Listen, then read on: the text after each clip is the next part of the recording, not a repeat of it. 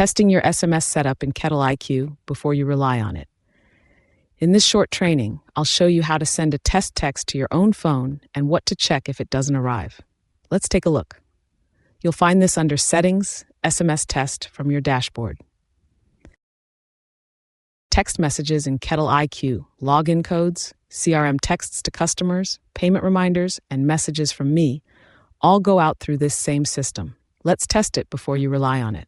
Enter your own phone number in the To field, area code included, in the standard plus country code format. Then tap Send SMS. Within a few seconds, you should get a text on your phone confirming it works. If nothing shows up within a minute, double-check the number can actually receive texts. Some landlines and VoIP numbers can't.